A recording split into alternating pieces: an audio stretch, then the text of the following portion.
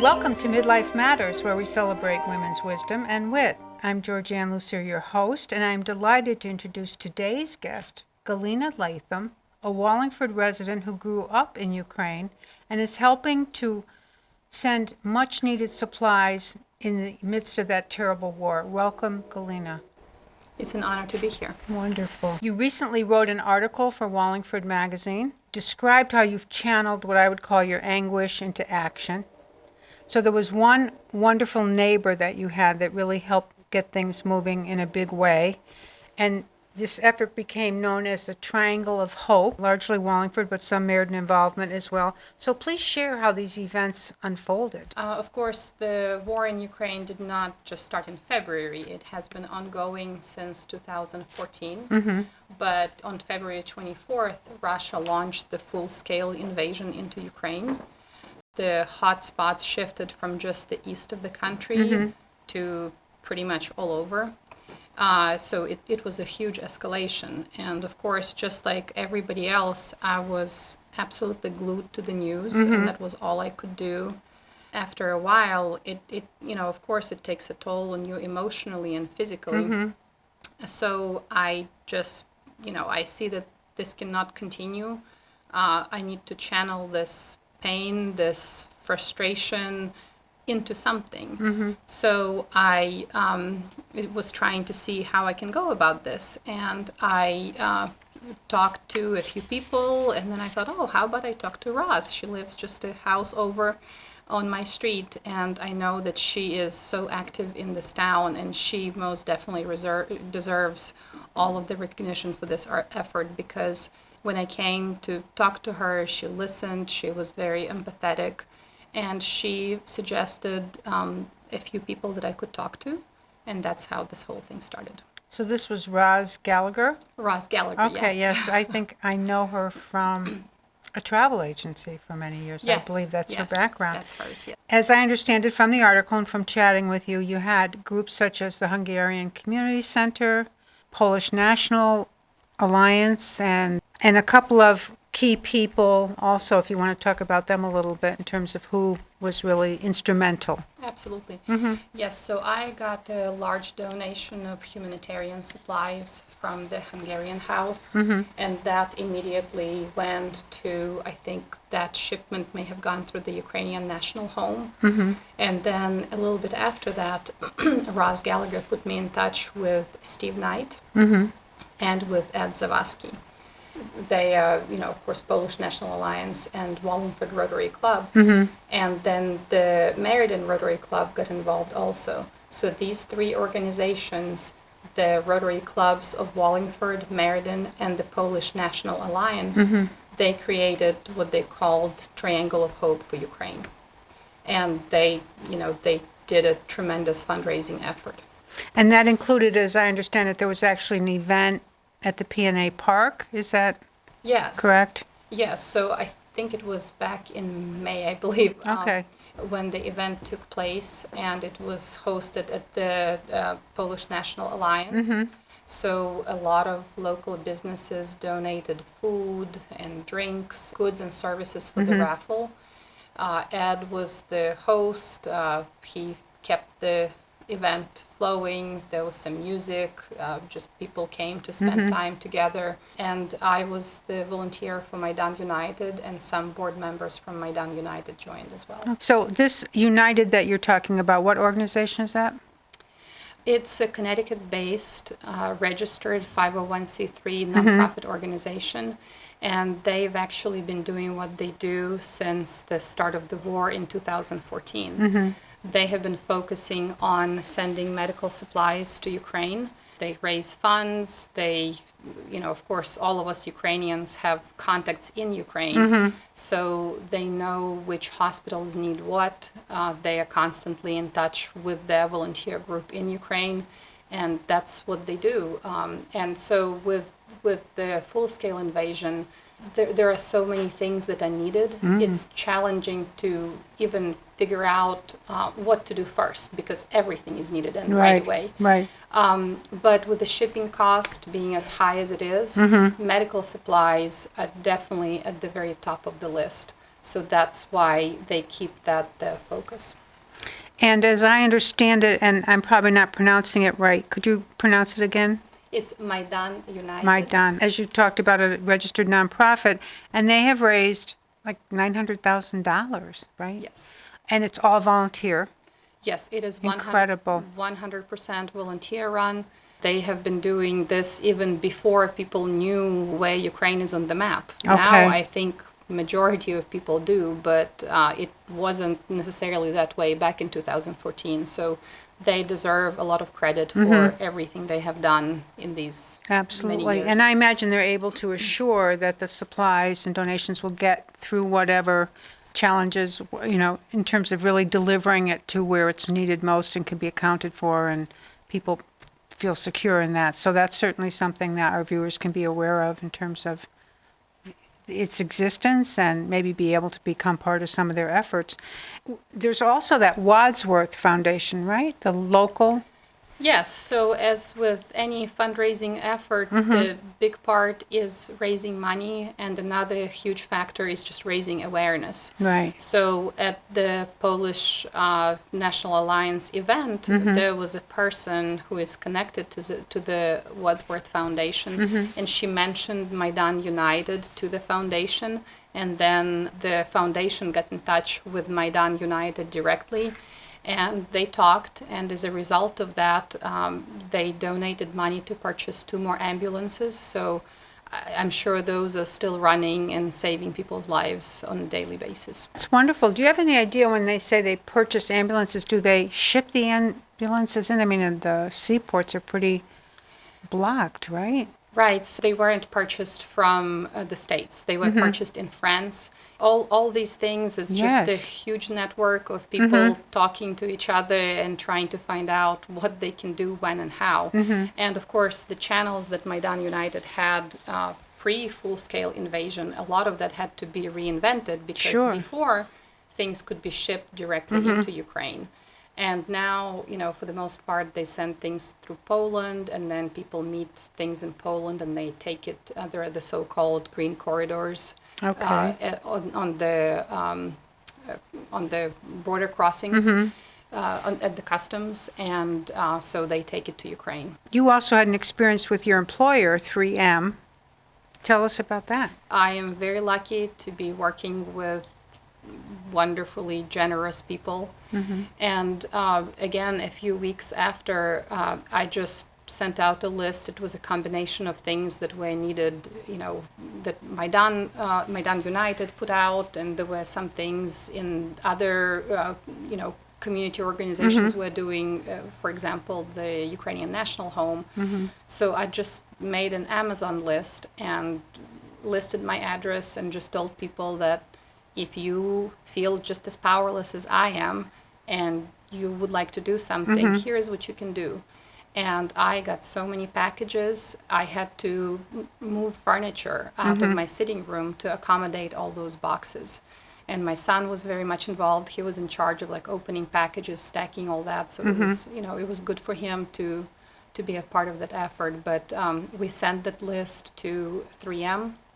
And my husband also sent it to Community Health Network of Connecticut, a place where he works.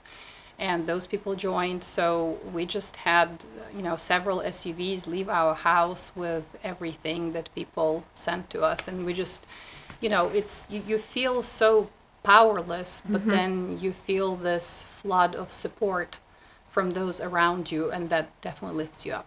Wonderful. And so how did you know where to send those durable goods that you had? That's a good question. Yes. So the items started arriving, and when I saw that I had enough for an SUV, I was trying to get them out of my house because they do no good to anybody if they just stay there. So, and early on, there were a lot of places that were shipping Ukrainian National Home, Maidan United. There was another effort. I think it was in Cromwell that focused specifically on baby items.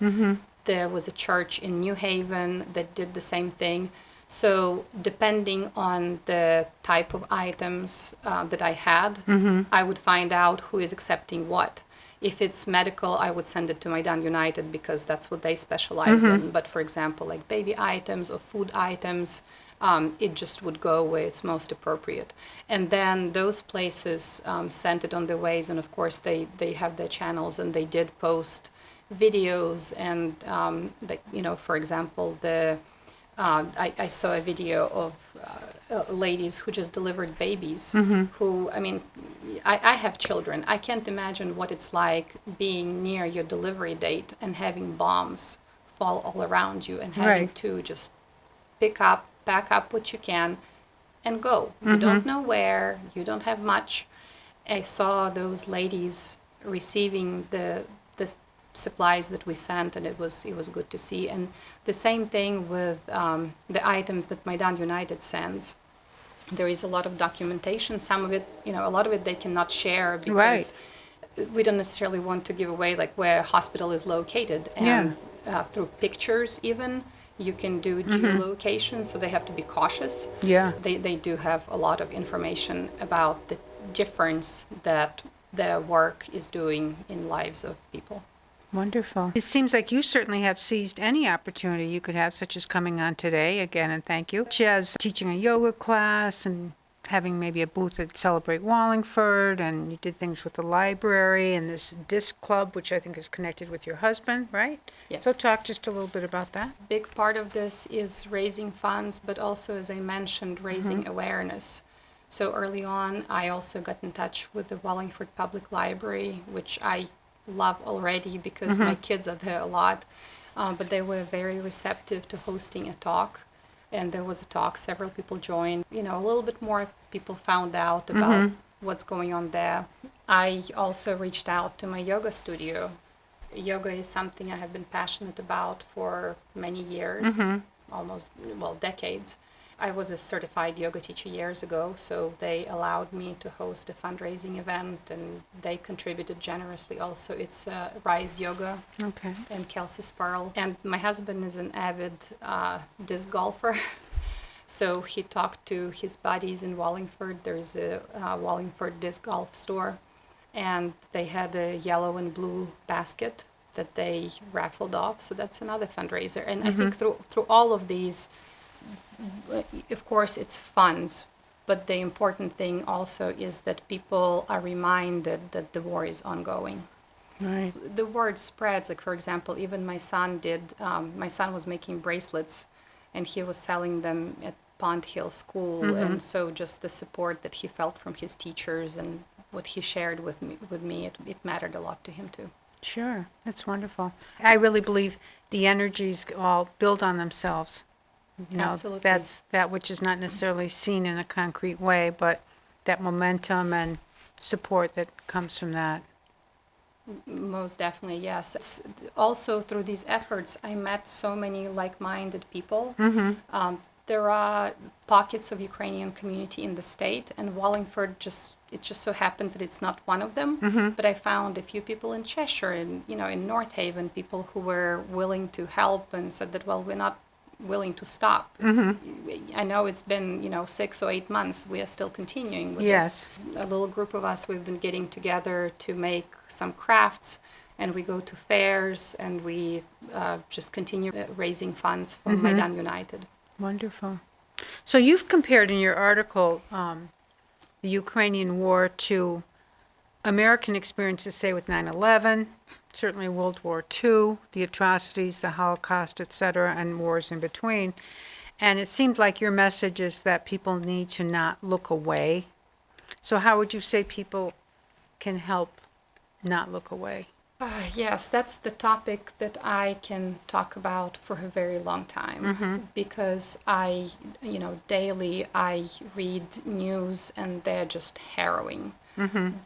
What people go through, this is 21st century Europe. This is what is going on in the European capital is just unbelievable. My message to people is just to remember that this is going on. I know news can be depressing, and I think our reaction is, oh, I don't want to get depressed. I want to shut this off. And I'm not advocating that, do what I did early on, where you just lose sleep and you just can't stop You can't function, basically. That's not at all what I'm advocating. I'm just advocating for staying informed, for remembering that it's still ongoing. Also, be mindful what sources of information you rely on. There is a lot of misinformation out there. We all know that Russia has very strong propaganda inside Russia. Unfortunately, it spills out way outside, and they have the sphere of influence. Make sure that when you read something that has to do with Ukraine, that there is a point of view of Ukraine present there. That there cannot be conversations about, territory of Ukraine. Do they have enough of this or enough of that without Ukrainian representation? So I just encourage people to stay informed, know that this is ongoing, do not shut it off. Excellent. And then in a more concrete way also, that like the Maidan organization or something similar would be a way to make a donation if they were so inclined or learn more about that. Yes, absolutely. So Maidan United will continue doing what they do. There is an Amazon list where people can send actual items. Okay. But of course, money is always the best way to help a nonprofit because, you can send a tourniquet for this price, but when Maidan United buys it in bulk, it's cheaper. So your investment goes farther. It can help more people. They also accept hospital-grade medical supplies as donation. So if anybody out there knows of hospitals or doctors' offices or really anybody that has something sitting in the closet, by all means reach out to either me or directly to them. They would gladly take it. Wonderful. Thank you. So we're going to shift gears a little bit. Your personal story. So tell us about coming to the U.S. You started in Alabama. Now you're here in Wallingford. I was born and raised in Ukraine. Just so happens that my husband was born and raised in Alabama. Okay. But when he finished college, he went to Peace Corps, and he served in Ukraine, in my city. So that's where we met. We dated, and then we decided to move back to U.S. and see how it goes. So for a while we lived in Alabama, and my husband had a contract with a client here in Wallingford. So we, he had a job offer, and we thought, we never lived anywhere outside of Alabama. Might be interesting to check it out. And we came, and this town became very special to us. And, this is where I was pregnant. This is where my children were born. And on top of all that, the community has banded together to do this tremendous fundraising effort for Ukraine. And it's even, smaller things. Like I think I mentioned it in the article. When I couldn't function, I had a play date for my daughter. And a new friend brought sunflowers, because she saw on the news that they're a big part of Ukraine. It really warmed my heart. All the flags I see in this town on display, there are so many of them. It really matters. Or a neighbor baked a cake, all in blue and yellow. It was, the town means a lot by now. Wonderful. And you've lived here about 14 years. Yes. That's a wonderful thing. And I know I had asked you, and I'd like you to share the language. I mean, you speak very well. Where did you learn English? And your husband probably didn't know Ukrainian. And right. So we met. I was actually studying English at the Foreign Languages Department at the university in my city. That's how we met. And he was studying the language too. So we started more like a friendship. Let's help each other with language. So it's been a lot of years since. So yeah, that's wonderful. How has your education helped you? Because certainly you've come about to be such a, I think, very impressive advocate. And tell us a little bit about your educational background and how that played out in terms of the work you do and your ability to be an effective advocate. Nothing is ever lost. It doesn't matter what grain we pick up on the way in our lives, it will fall into place somewhere. When I came to the States, I was finishing my degree. I finished degree in English. I have not written an article for a publication, and this was an opportunity to do this, so I took it, and of course that helped me. Any organizational skills at work, through this work, there is definitely a lot of, coordination and who is doing what and when and stuff like that, so nothing is ever wasted. Tell us a little bit about your work. I work at 3M. My title is Senior Product Solutions Analyst, and I am the person who is in between the business aspect and the more technical aspect, so I just help connect the two sides so they can talk to each other effectively. And how long have you worked at 3M? About 12 years now. Okay. With So some you're a wonderful busy people. lady with your children, your advocacy work, your family life and your professional life. Think of, the power of that with your role being one of connecting and organizing, how that came right into play with, let's say, even turning your spare room into a distribution center. I mean, having to catalog those things, take responsibility for it, and then find a way of keeping track of things, and then finding the connections that could help with the whole shipping experience and getting in touch with those people. And that's amazing that you've done all that, and I can see the threads from your education and your background. And of course, it's all fueled by your passion for your country. Do you surprise yourself at all about what you've been able to accomplish? Well, in a way, yes. I think this type of work put me outside of my comfort zone quite a few times. This is one of them. Okay. I also had to do a couple of talks. For example, I went talked to people at the Wallingford Rotary Club. Okay. I don't do public speaking usually. The article, that's very much out of my comfort zone as well. But those experiences shape us. And, if I know it's out of comfort zone, but it's for a good reason, I feel like it's experiences that help us grow. And that's a wonderful role model for your children as well. I mean, think of as awful as having your homeland in such dire straits, your children are seeing you be effective in advocating for your homeland. Yes, and they join in. I'm very proud of my children that they attend Saturday morning school learning Ukrainian.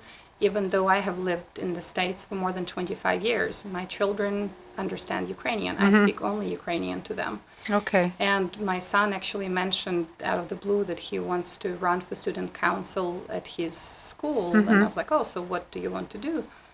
I want to advocate for Ukraine. So I was it was a very proud moment for me. Yes, absolutely. What advice would you give your younger self? Probably very standard, but very true. And chances are the same advice will be as years go by. Having more confidence, just knowing your power, using it. And I would also, to my younger self, I would ask myself to question humility a little bit more. I grew up in a different culture. Humility was very much at the forefront of everything, and I still absolutely agree that it's a wonderful trait, but I think it can also be misunderstood.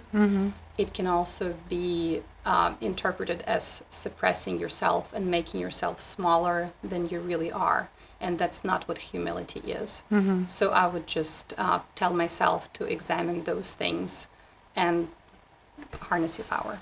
Wonderful. So these are things you've learned through all your experiences and the different cultures, and that's just a very rich experience. And what would you share in the way of a favorite quote or saying? I do have a favorite quote. Okay. I like Khalil Gibran's quote, "Wake at dawn with a winged heart and give thanks for another day of loving." That's wonderful. Thank you so much. This has been terrific, and I just applaud you and wish you all the best in all your work. Absolutely. It's been very informative. And please tune in to hear future guests on segments of Midlife Matters. I'm Georgian Lussier, your host, and thank you so much for watching.